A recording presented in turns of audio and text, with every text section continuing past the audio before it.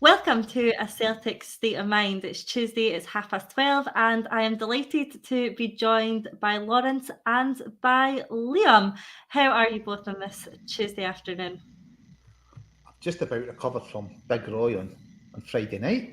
It was a cracking night getting to listen to Roy's stories about Celtic and meeting the viewers, Paul McLean and Sean Colley, and Sean Kelly and Mr. Diamond, amongst others. But yeah, great night.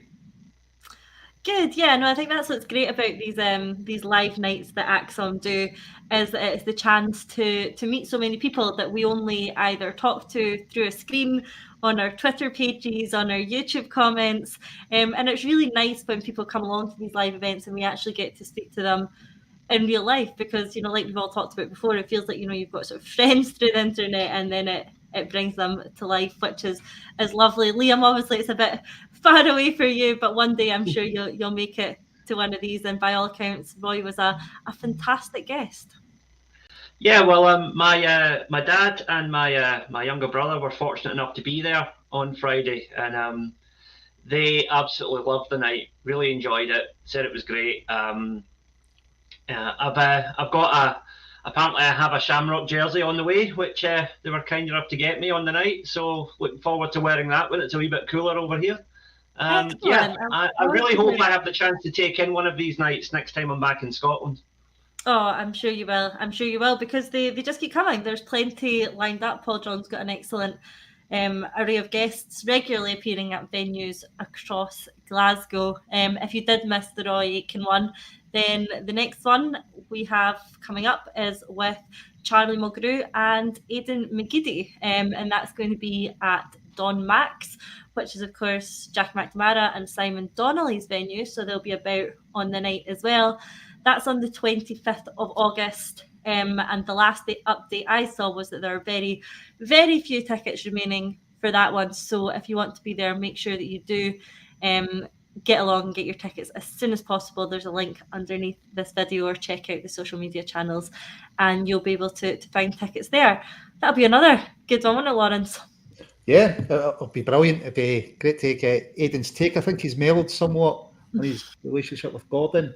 Hear about Charlie, obviously, who was it? Was it Naylor? Or was it Danny Fox he left in a swap deal for? But then eventually coming back and, being such a part of a successful team. Just trying to think everybody else. I met there, Claire, the Coyle brothers, Julian Robert Haig. There was loads. I obviously met, forgot, Liam's brother and his dad as well. It was just great seeing all the viewers chatting about Celtic.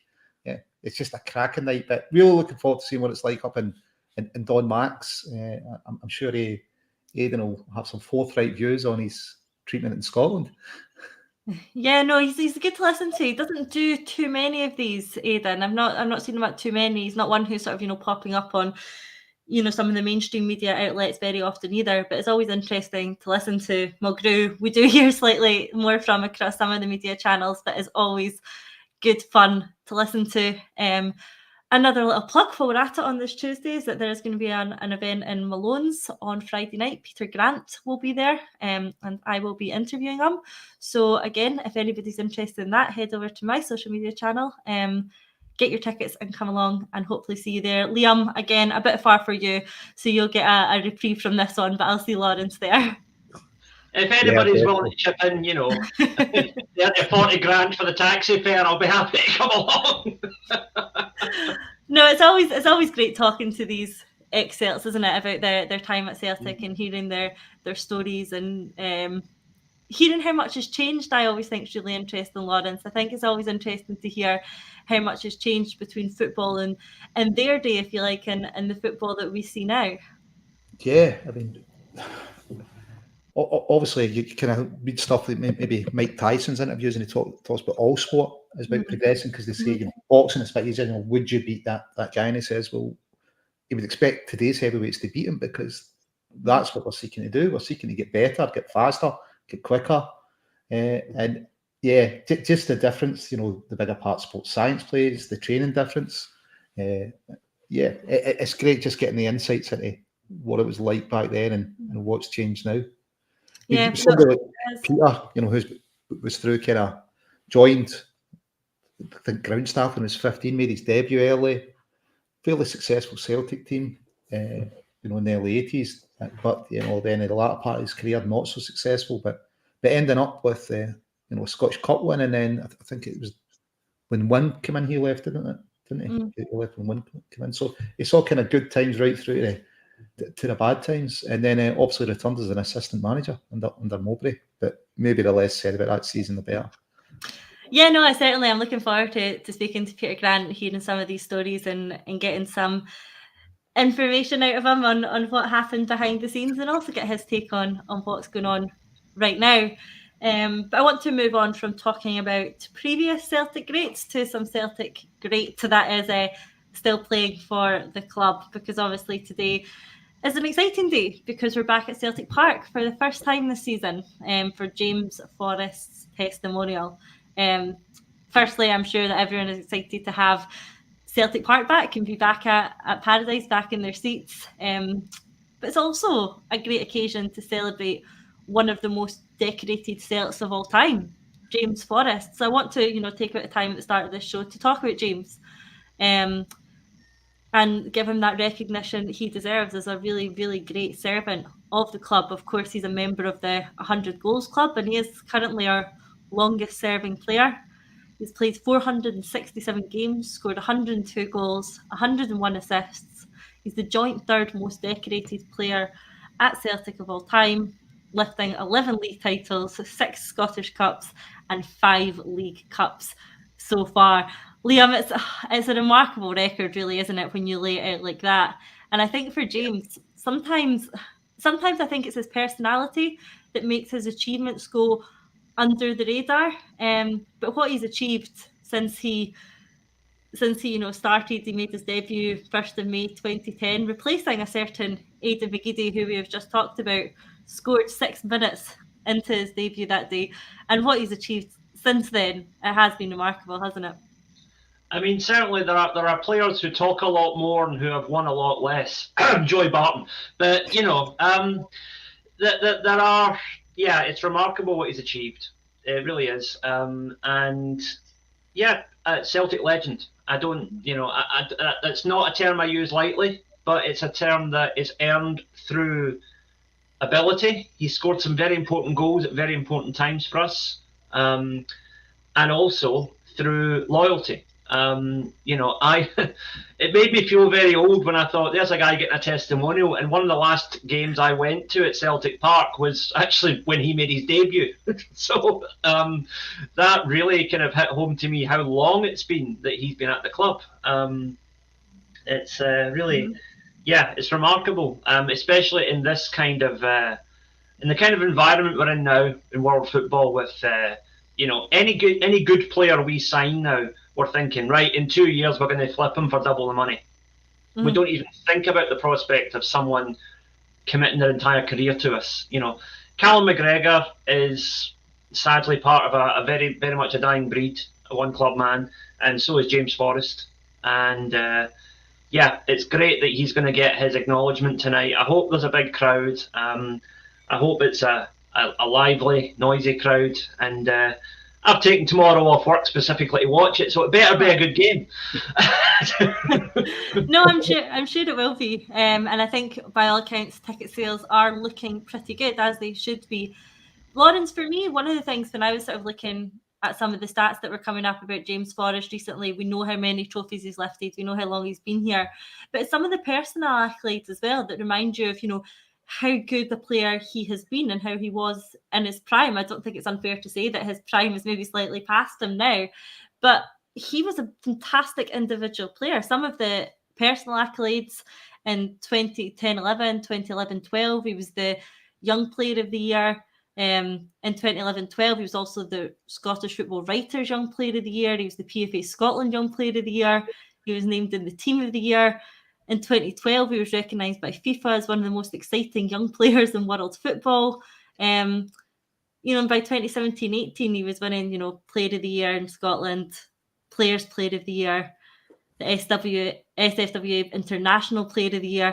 The accolades kept coming for him, and I think it is sometimes overlooked how individually very, very good James Forrest was. Yeah, listen, absolutely excellent player for us. I think Harry Redknapp, who recognises a player, if not a tax return, wanted to take him to Spurs at one point. And, testament to James's loyalty, he wanted to stay here. He wants to be, or wanted to be a Celtic player all his days. And it looks like that's what it's going to be. I don't think he'll go anywhere else when he leaves Celtic. People, can debate what I think John Hughes last year, people were arguing it was James Forrest, a Celtic legend. I think John Hughes put that argument to bed, doesn't it?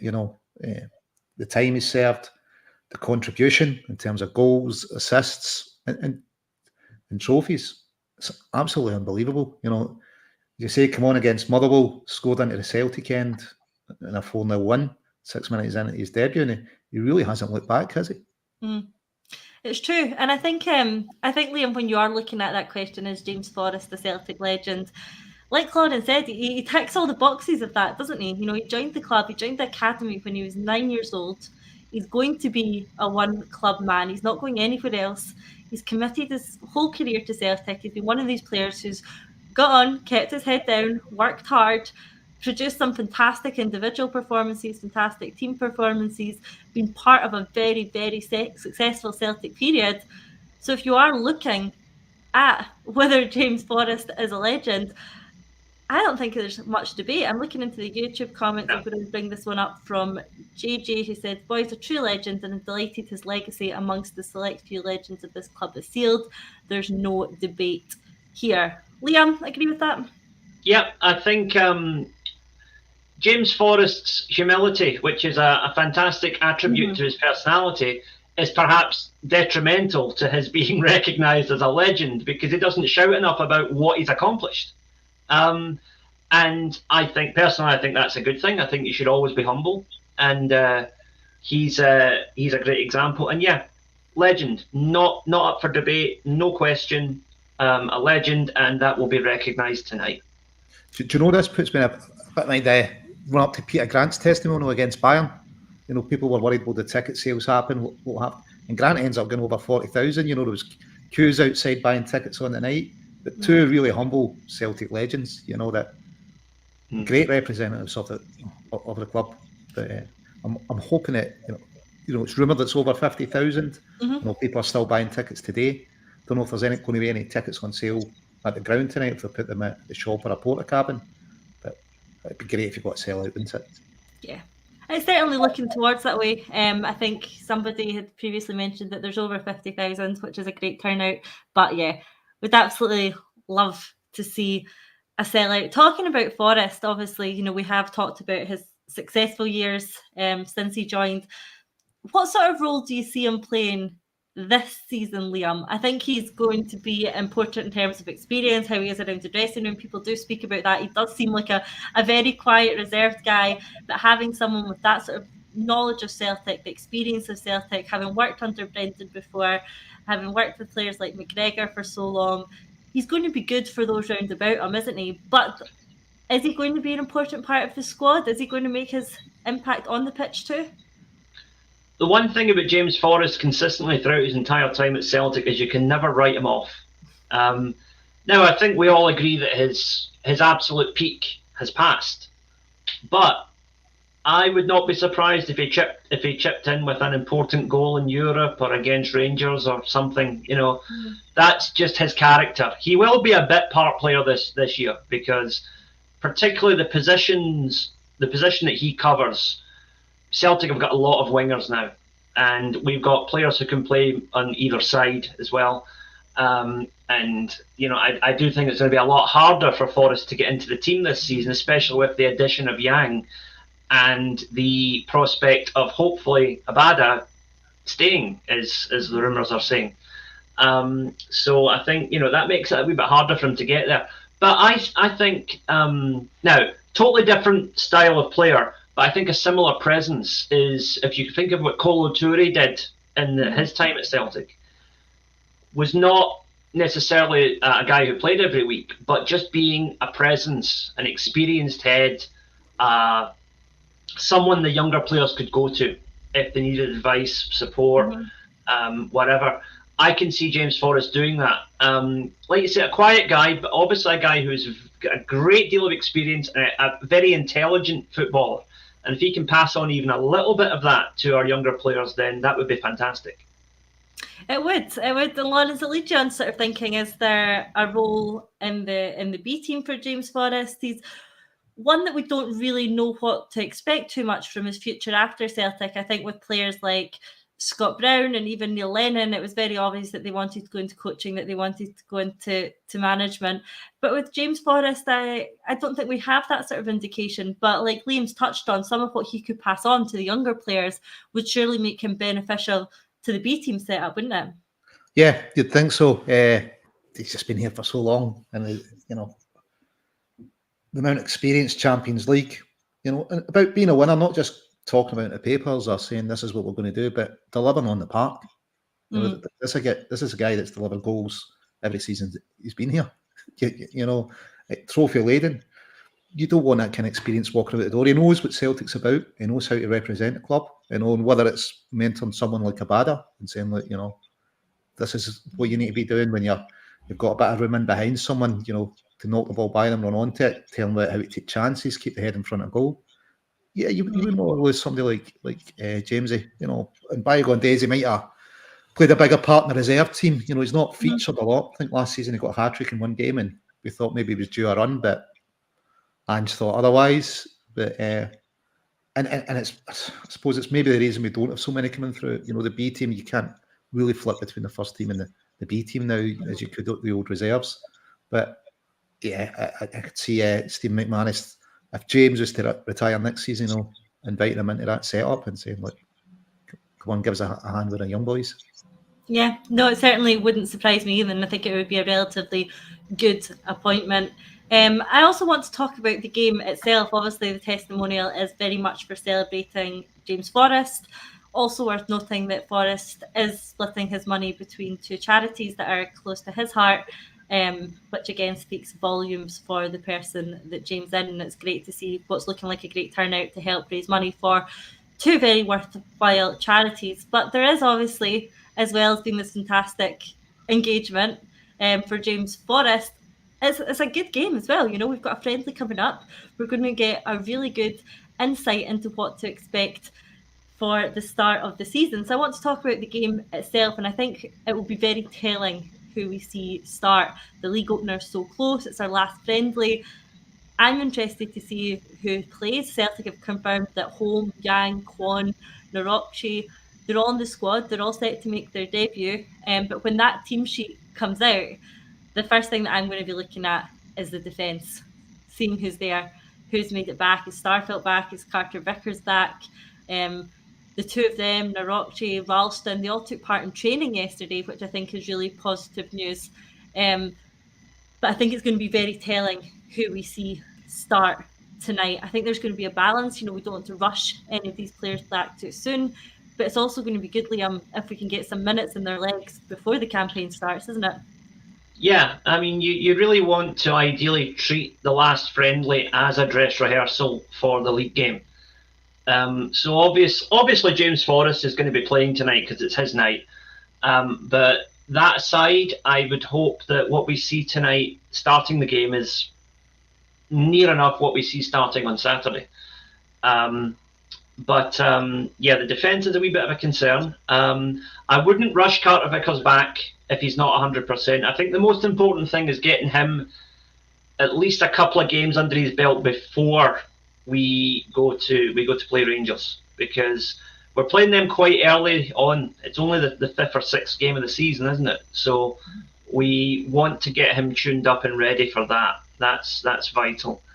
And there's also the idea that you know, Starfelt is. There's been rumours about, is he going to be around? Is he not? I hope he stays. And you know, Naroki has come in to challenge for those positions. Kobayashi is still an unknown quantity. Iwata can play there if he has to, but there's a bit of the near beat-on feeling about that, so I'm not too keen on that. But yeah, it's going to be interesting to see exactly how we line up, because I do think it will be a flavour for what's going to happen at the weekend.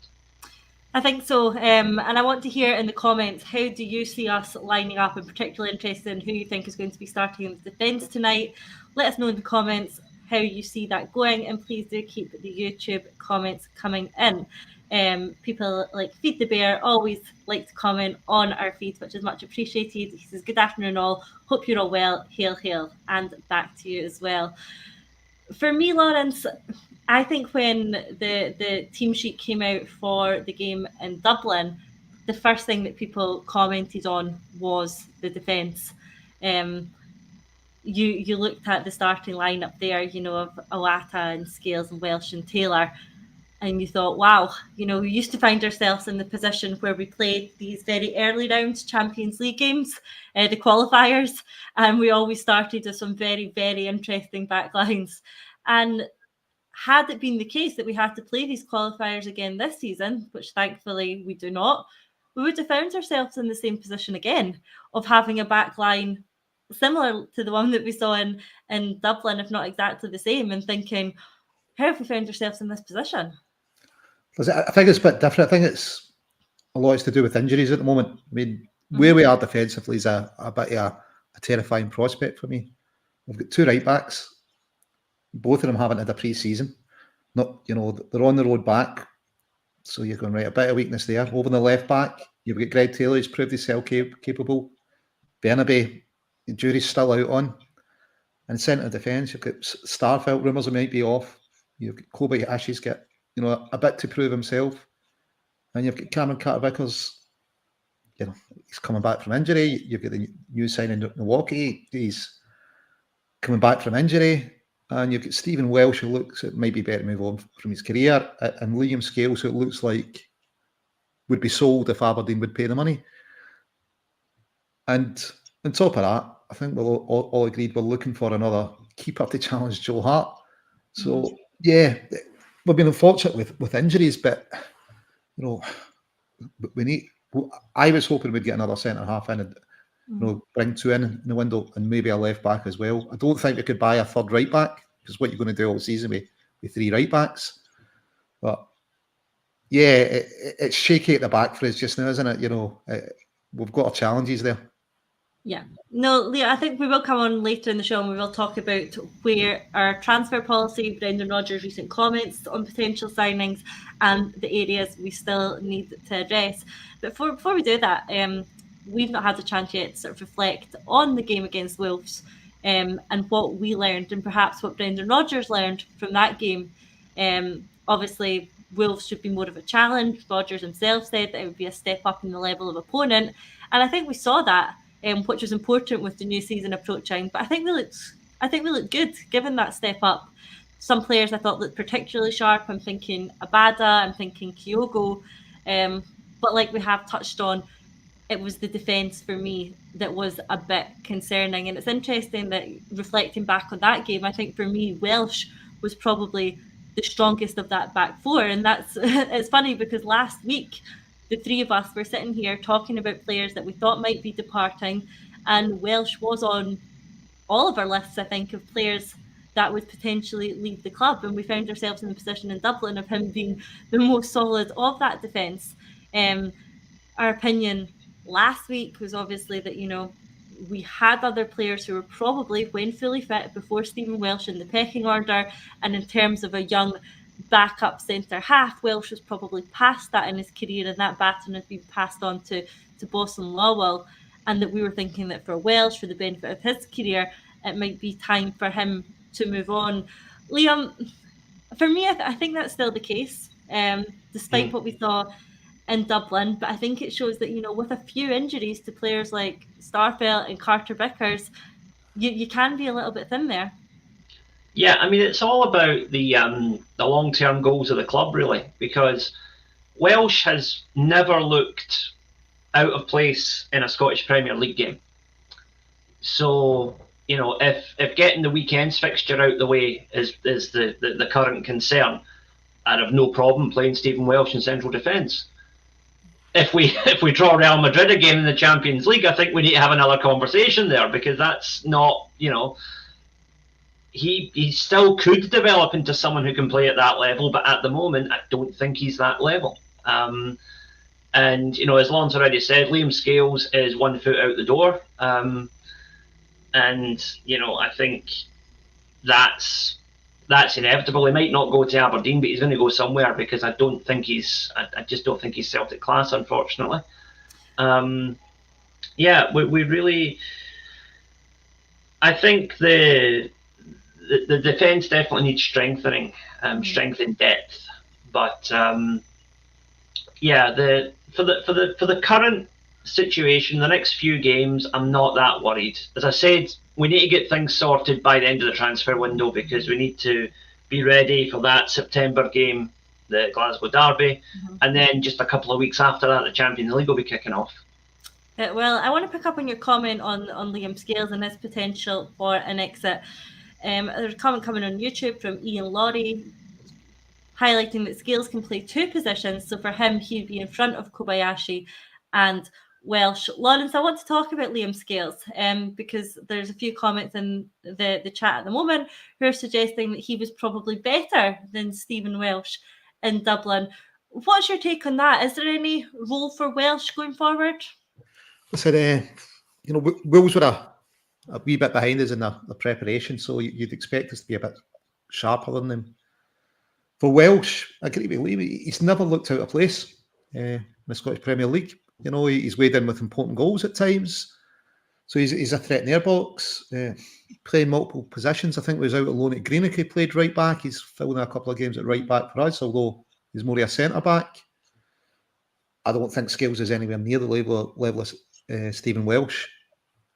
The only reason I'm taking moving Welsh on, he's not getting enough game time where he can develop. I think he's got great potential, but he's not getting the game time with ourselves. And Liam's touched on it. If we want to progress in Europe, would you begin with Stephen Welsh as a starting centre half? We've got Cameron Carter-Vickers, we've got Starfelt, we've got a bit of money in the bank. We've just seen a Poise centre half. He's down the pecking order, isn't he? So I wouldn't put Scales anywhere near Stephen Welsh in terms of defensive ability. Kobayashi, I just don't think we've seen enough of him.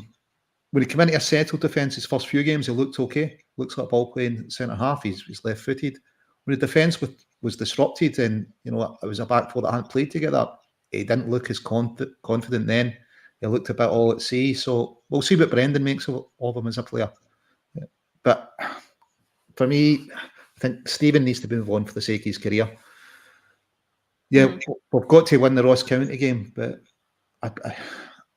where the defence is sitting, I know we've got a big squad.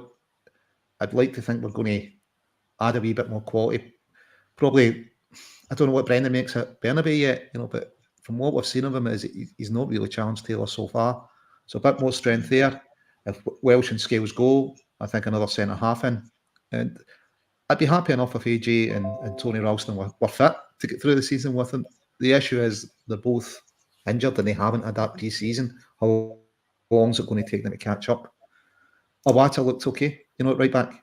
Hatate's played at right back. I thought he did a man of match performance before when it was right back, but I suppose that's just real. So for me, Stephen, I wouldn't expect him to be with us when the transfer window closes. I think I'd probably have to agree with you on that, Lawrence. And talking about Rodgers and his transfer policy and his transfer signings, we've seen recent comments this week that there isn't going to be that £15 million player signing.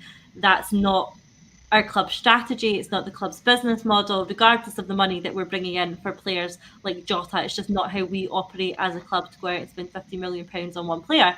And I think that's fine. I don't think that too many of us really expected that. I think we're aware of how the club operates in the transfer market.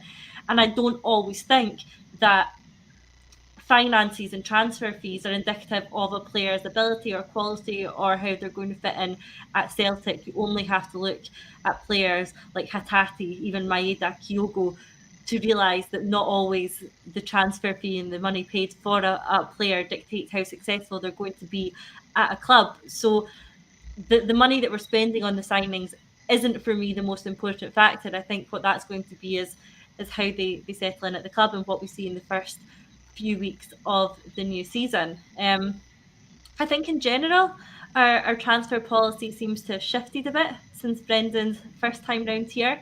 I think we saw the change start to happen under Postecoglou, and a lot of that credit went to Ange himself, and some of that quite rightly. You know, he got the credit for knowing and tapping into the Japanese market, identifying the better players in that league. But I think what's important and what we've not lost is that transfer infrastructure behind the scenes, and it's important that doesn't get lost when a manager moves on. We're learning, you know, in recent years that the Celtic managerial position is one which could and often is short in tenure. You know, you do well, you're moving on. You do badly, you're moving on in a different way, and perhaps not by your choosing. So it's important that the background work, the infrastructure is consistent and not too heavily reliant on a managerial presence. So I think the process has shifted a bit. I think Rodgers will have found a different process coming in this time. And I think that's good. And I look forward to seeing how Brendan works under that. And the tagline of today's shows is why his managerial evolution shouldn't be underestimated, because he himself will be a different manager, a different person coming to the job this time round. Celtic's transfer process or policy or budget might be slightly different. He himself has had so many experiences, both good and bad, since he left the club, that only have shaped his own ability and skill as a manager as well. So it will be different this time round. And I am looking forward to seeing how Rodgers operates under this, Liam. Yeah, absolutely.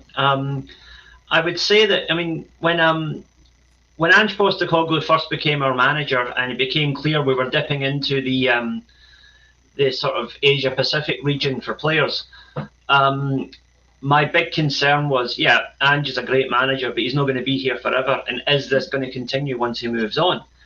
And then particularly once it became clear that Brendan Rodgers was coming back, my worry was we might pivot back to a more sort of Western European-centric signing policy, which is what we had before. Now, you know, that's not necessarily a bad thing. I mean, Scott Sinclair came in and did a great job for Celtic. But, you know, I like the fact that since Rodgers has come back, we have signed an Australian, 2 Koreans and a Pole, which tells me we are still exploring these relatively untapped markets, which is the way we have to do it right now, because we cannot afford to go out and sign the top players in France, Portugal, Spain, or Italy, or England. You know, the money that's flying around those leagues is just stupid, and the Saudi entrance to the whole thing has just accelerated what was already a ridiculous sort of arms race with these big countries. You know, I also like the fact, when you think about how the departure of Jota, right? Now, don't get me wrong, I'm sad to lose one of our best players from last year. But I also like the fact that, you know, and I'd like to think Brendan Rodgers had some input into this. It was like, okay, you want one of our best players? 25 million, no less. That would not have happened as recently as 3 or 4 years ago. You know, Kieran Tierney, we got similar money for him, but he was exceptional. But now you've got Jota, who was a great player, but in my opinion, you know, there's 3 or 4 other players at Celtic who I think are better. So a good first team player, and we're saying, right, 25 mil. So I like to think that, you know, if we get offers for Matt O'Reilly, Reo Hatate, God forbid, Kyoko, you know, we could demand even more than that, because in my opinion, those are better players.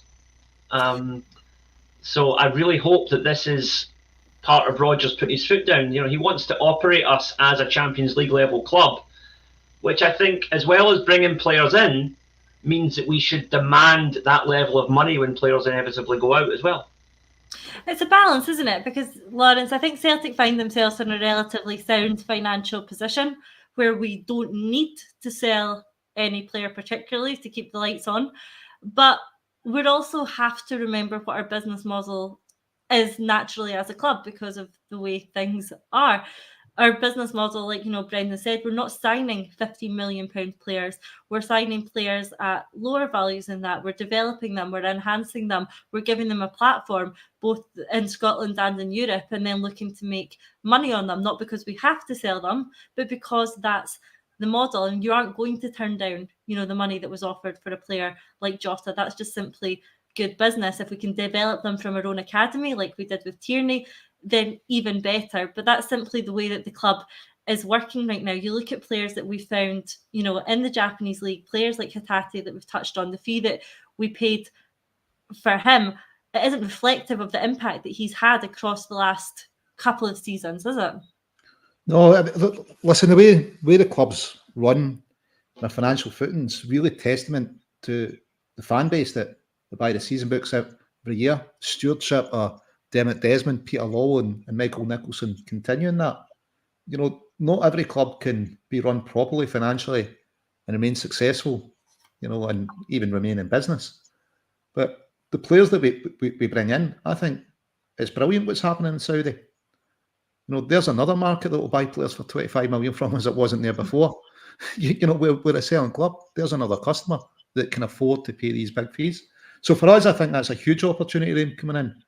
As long as the guys that are running the club continue to do what they're doing, run it well, remember our model, and keep us safe financially, so as that in 10, 20, 100 years' times, they're still a Celtic. We're talking about players outgoing and potential sales, but let's have a think about some of the things that's coming up in the comments, which is who we still need to bring in. We've obviously have made some signings this season, and I think it's very hard to judge them just yet. We've not seen a lot of them, and I think that it'll be more easy to get a bit of more ascertain how they are going to fit into the side when the season starts properly. But looking at the squad as it is at the moment, Liam, are there still areas we need to identify? The start of the season is only a week away. Of course, the transfer window is open for longer than that. But there are still some areas that are continuing to throw up red flags. They're the ones that I keep seeing discussed online. I'm seeing in the comment section. And the two that are being discussed at the moment seem to be the fullback positions. Do we still need another right back? Do we still need another left back? For me, in the right back position, it's a bit concerned that with Johnston and Ralston both out, we are a bit light in that department. Obviously, we've heard Ralston is back in training, but there is still a bit of debate about whether Ralston is an able deputy for Johnston or whether we need to strengthen in that area anyway, regardless of the fitness of Anthony Ralston. I think he is a player who has been great for the club, particularly domestically. But if we do want to continue to grow in Europe, then I think we probably would want to strengthen in that position, because if anything happened to Alistair Johnston, then I think the quality does drop on that side. In terms of the left back position, we've obviously got Greg Taylor. Remember, he started last season so well. In fact, he started so well, there were some early calls for him to be played of the season. Obviously, he had his injury, which stalled his progress a bit. But certainly at the start of the season, he was so consistent. And Bernabei is obviously in now. He's there as probably, I would say, as a backup to Taylor at the moment. But I think he's the sort of player that Rodgers could really get the best out of. So, Liam, do we need another right back? Do we need another left back? Or what's your take on it? Right. I like to think that ideally you want to have two good players for every position, right? Now, right back, we have Johnson, who to me is a top-class right back. When we lost Juranovic, I was worried how we were going to replace him. I think it became clear we'd signed somebody who was even better quite quickly. But then, you've got Ralston, who, again, much like Stephen Welsh, I think, Scottish level, not a problem. Dependable, reliable, Celtic man through and through. He'll do the job, no question. But if Johnson has an injury, then we have that issue. However, as Lawrence touched on earlier, Hatate can deputise at right back. In fact, in the season that he won the Player of the Season at Kawasaki Frontale, he played almost half the season as a fullback. So he can do that. And as we saw recently, as I had the pleasure of watching in person, the J League is not as far away from our standard as we sometimes would say it is. It's a decent quality league, and if Hatate can do a job at fullback in that league and excel in that position, then I think he could certainly do it for us if need be. My main concern is the goalkeeper. Now, Joe Hart is still number one as far as I'm concerned. I think he's good enough to be Celtic number one, but I'm not impressed with his backups. I think Siegrist cuts the shadow of a man who's just not interested in being there. Maybe I'm being too harsh on the guy, but it just seems to me like he's too content to be the backup. Scott Bain knows he's the backup. It was made clear to him he was the third choice goalkeeper when he signed his contract extension. And if he's getting well paid for that and he's happy with that, then fair play to him. But it's not how I would choose to play my footballing career. But I like the idea, which I was having a chat with a friend of mine from Croatia yesterday. There's still a lot of talk over there of Celtic possibly going for Livakovic, the Croatian international goalkeeper.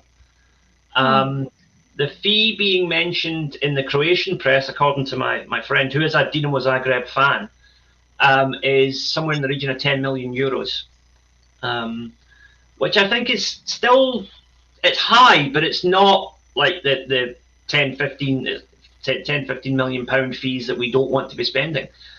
And you're talking about a guy who's played in the World Cup, who's a superb goalkeeper, still relatively young. I would love to see Celtic go out and sign Livakovic. And interestingly enough, just to touch on what we talked about earlier, my friend also mentioned that he was frustrated that what he sees as a world-class goalkeeper and his club in Croatia are only going to get 10 million for him. And I said, well, I just hope you've got a decent sell-on clause in there, because Celtic had the same problem up until a couple of years ago. So hopefully, in time, Croatia will get recognised the same way that Celtic are starting to get recognised now as well.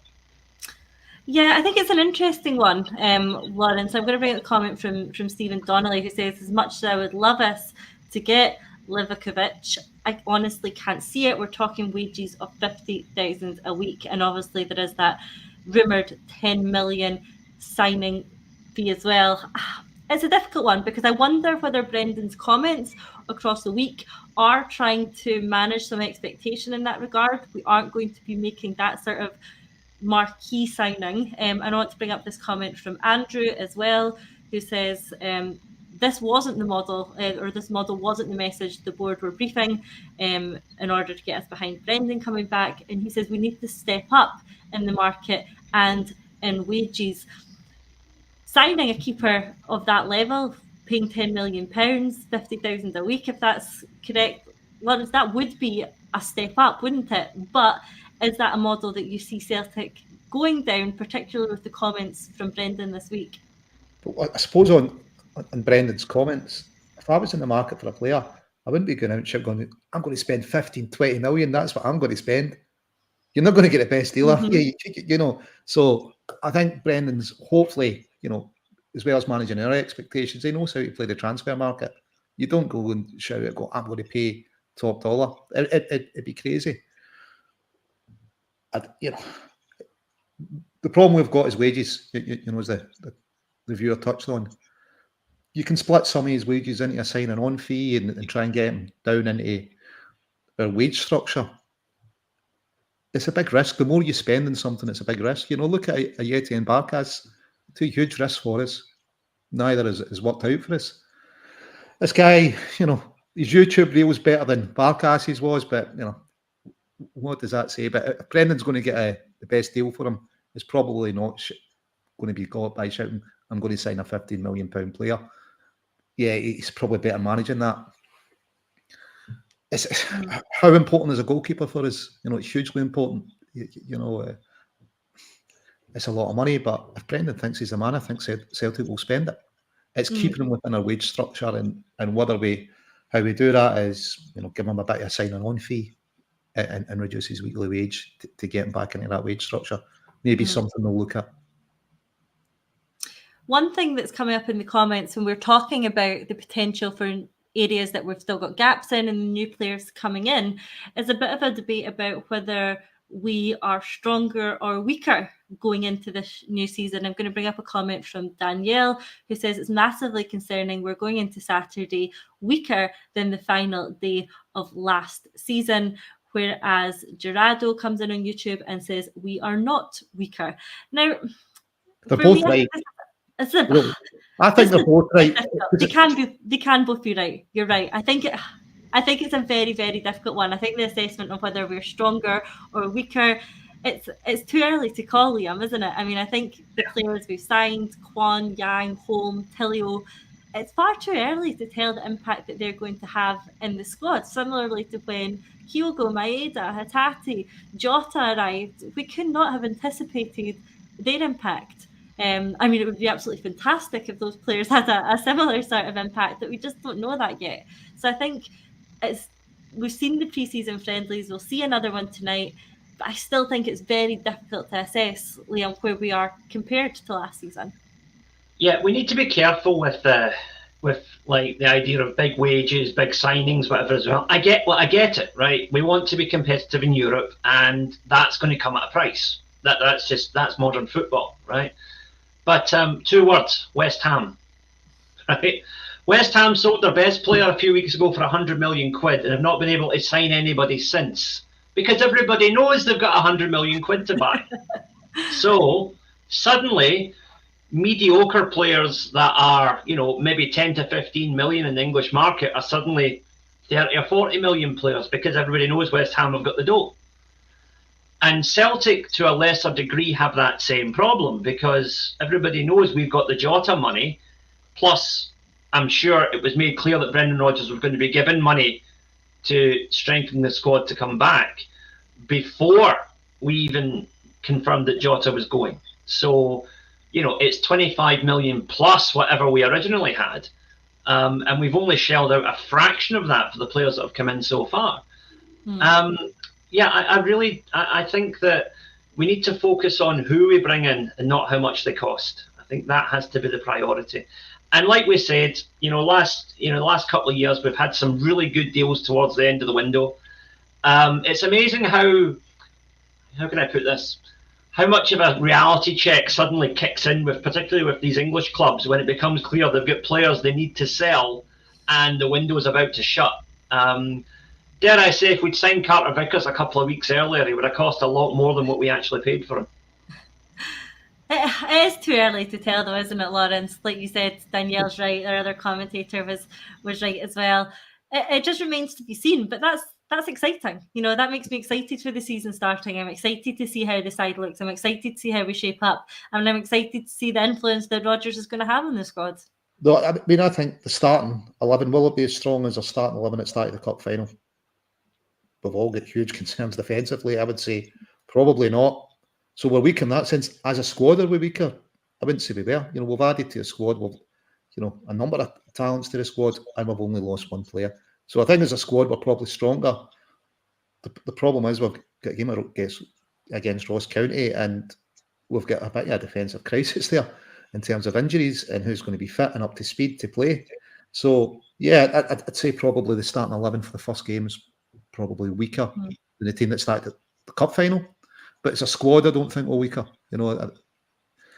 We've got, Tosh and team have got a great record recently in the transfer market. So with the players that we've added, the glimpses we saw of them against Wolves, I thought, they looked decent additions, the boys we see. So I don't think as a squad we're weaker. As a starting 11 for Ross County, I think we're probably going to put out a weaker starting 11 than we did in the cup final. Yeah, it's very possible, and injuries might play their role in that as well. There's a comment coming on YouTube that's going to segue nicely into something else that I wanted to pick up on because it has been discussed on Twitter today. The comment itself is Vata the new Jota? I think the answer to that is not yet. You never know. I think he's definitely got the potential to get there. But there's rumours circulating online today that Rocco has signed with CAA Base, a new agency, the same agency as Ange Postecoglou, and the same agency as some of our current players are using. And there's speculation that this is with a view to securing a loan move. For me, in the glimpses that we've seen of Rocco Vata so far, I've been impressed. I think he's got a lot of natural ability. and a lot of real potential, maybe potential to be the next Jota. Who knows? That's far too early to make those sorts of calls or to put that sort of pressure on his shoulders. But I think what he could benefit from is perhaps Olenville, that has been rumoured. I would like to see him getting more game time, even if that is not at Celtic, to try and develop him like that. And a player he's been compared with is Ben Doak.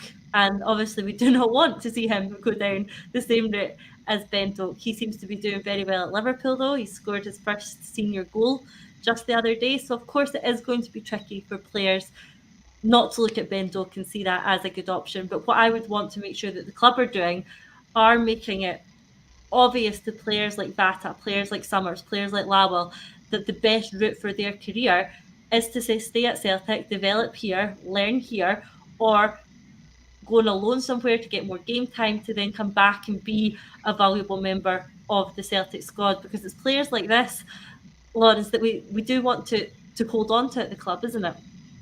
Listen, definitely. I think a few years back, in the penalty spot, we had Rudy describing him as being all right. So I think he's looked a wee bit more than all right, but he needs to develop. He needs game time to do that. And I think a loan's going to be the best thing. Despite the worries changing agent, hopefully it is only for a loan and not for a move. Compare him to Doak. I think Doak was physically stronger when we saw him, in that game against the Rangers. It looked more comfortable in the park. I think Rocco's maybe get a wee bit more physical development to do, but get him out, tie him up in a longer deal, get him out on loan, get him playing games, much like Callum did down at Notts, or Ayer at Kilmarnock, or Christie at Aberdeen. Get him out there and playing and learning his trade, and then bring him back a bit more experienced. Yeah, no, I certainly think that would be a good move for a player like Vata, and that was one that we'll see play out over the coming weeks as teams look towards the start of their own season as well. I want to talk about the women's team as well, Liam. I know you're keen to get your input into that as well, because there has been 2 games since we were last on. Firstly, there was the Glasgow Cup semi-final against Partick Thistle, which was at home at the Excelsior Stadium, if you can call that a home, but it is the women's home ground. It was a good watch. The girls looked sharp, despite it still being quite early in the season. And we got a little bit of a chance to see some of the new players. They came through that game well. They won 4-0. There was not really too much for our trialist goalkeeper to do, but that set us up for the final with Rangers on the Saturday. There are a few issues with this. The game on Saturday was announced with less than 24 hours notice. There was almost no promotion across the social media on it, and the final was where Rangers played their home games. As a fan and as a member of Acsom, it's frustrating. Acsom were a proud patron of the women's team last season, and we've heard nothing from them this season. There's been no information sent to us. There's been no promotion. We'd love to continue our support, but of course that is a two-way street. So we would love to see better marketing from the club on the women's game. It really could be so much better, and it is going to help grow the women's game if we do focus on that promotion and that marketing. And we, as a podcast, as an organisation, we are here and willing to help with that, and we do as much as we can. But it's frustrating when games are organised with less than 24 hours notice and no information is given. The game itself, very frustrating. Celtic were far the dominant team for 90 minutes. I think Rangers might have had one shot on target during that time. Was 1-0 to Celtic going into injury time, and Rangers scored 2 very, very late goals, including a 97th minute penalty to win that game 2-1. Obviously, massively disappointing for the girls, but Liam, was encouraged, to be honest, with the way they played. They looked good. They looked strong. They looked like they were certainly better than Rangers on the pitch, despite not winning that game, which I'm sure is going to really frustrate them, but hopefully drive them on this season, and a bit of a lesson in seeing the games out. Yeah, I mean, the thing is, it really is quite frustrating that, to contrast, right? Yesterday, had the pleasure of watching the Women's World Cup. Japan won 4-0 against Spain, a team they were not expected to beat, and they now look like one of the favourites for the tournament. And the reaction over here has been brilliant. Seeing back pages of, newspapers in what is still a very sort of male-dominated society in Japan. It is a wee bit primitive in some ways compared to European countries in that sense. But, back pages covered in women's football is great. We have our own Shen Mengyu currently playing for China against England. They're 3-1 down, but there's still hope. There's still hope. Come on, China. It's frustrating that this is all an afterthought to Celtic because it's a huge growth market. I've got 2 wee nieces who have been to see the ladies' team several times, who absolutely love, watching the team. They get excited for it. I got them Japan tops for their Christmas last year, and they were really, they really want to be Celtic fans, and they want to be supporters of the women's team. And I've had this argument with people before. People say, it's a different sport, it's not the same thing. No, look, men, women, whoever, if you put on those green and white hoops, you're a Celtic player.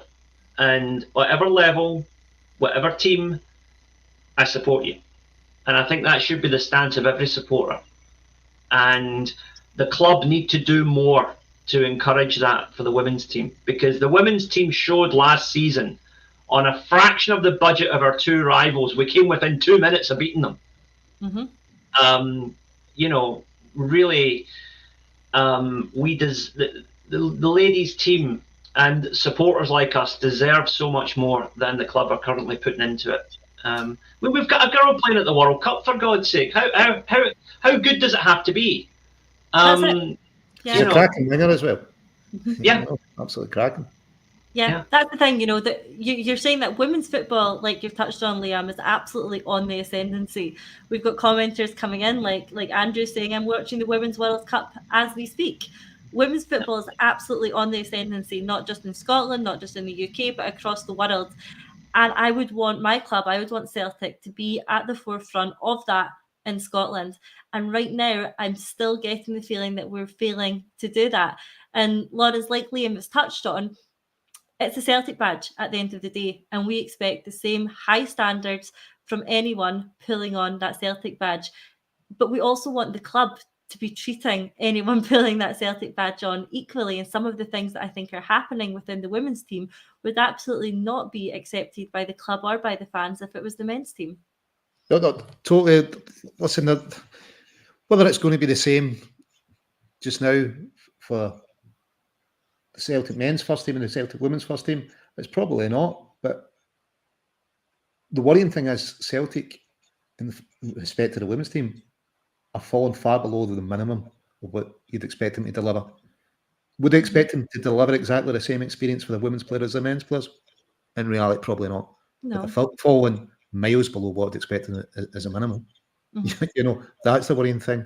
And, Liam's touched on, we'd like everybody, all Celtic fans, to back it. Some say it's a different sport. Everybody's entitled to their opinion. But guess what? See if Celtic tell you these ladies are Celtic players. I think they're the ultimate arbiter of what a Celtic player is. And we need to take Celtic's word for it.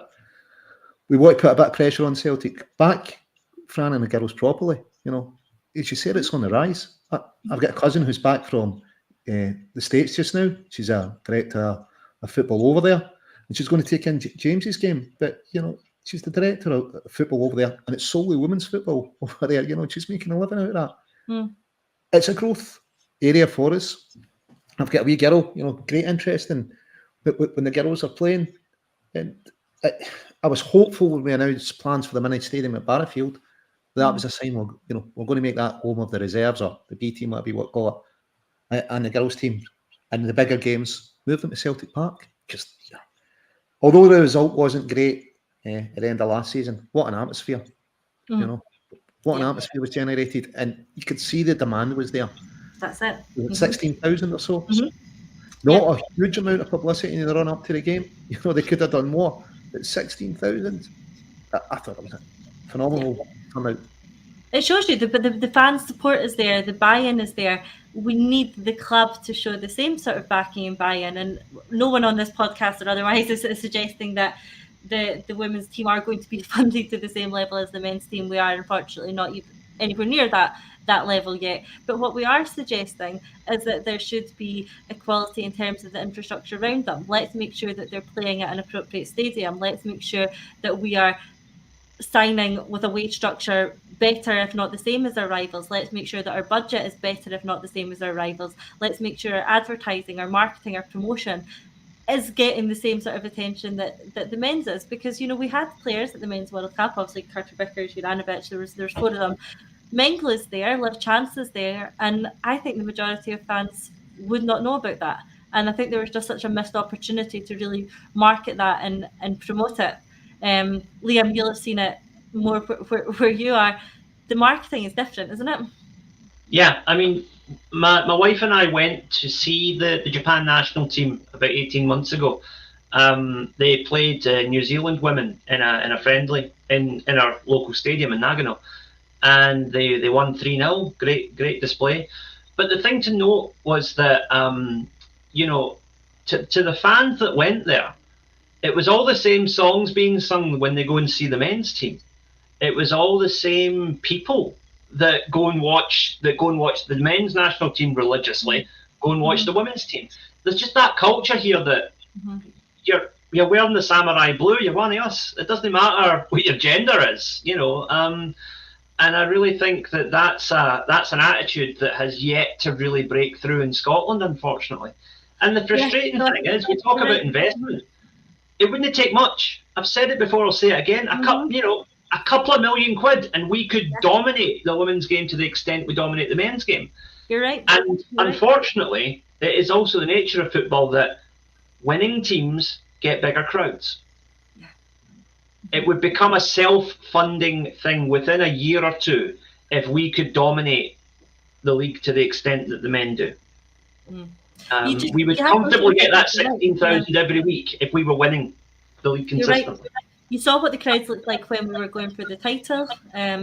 So you're right in terms of, winning, drawing in crowds. We could see that happening. And you're right about the budget as well. The Scottish record transfer fee as at the end of last season was 35,000 for one of our players. So we are not talking a significant amount of money here, but let's hope there have been some new players come in. But again, similar to the men's team, it is far too early to judge them yet. But I look forward to seeing them when the women start to get more games under their belt as well. We're over an hour, actually. That flew in today, as it always does. The exciting news is, of course, that we have a game back at Celtic Park tonight. So I'm sure everyone is looking forward to that. And if you're heading along, then I do hope you have a wonderful time. And by the next time that we are on, the season will have kicked off and we'll be back to it. But it's been great to be here over the course of the pre-season. I am very much looking forward to having the season back. And I will speak to you both next week on our first game. But for now, for Lawrence and for Liam, thank you for joining me on this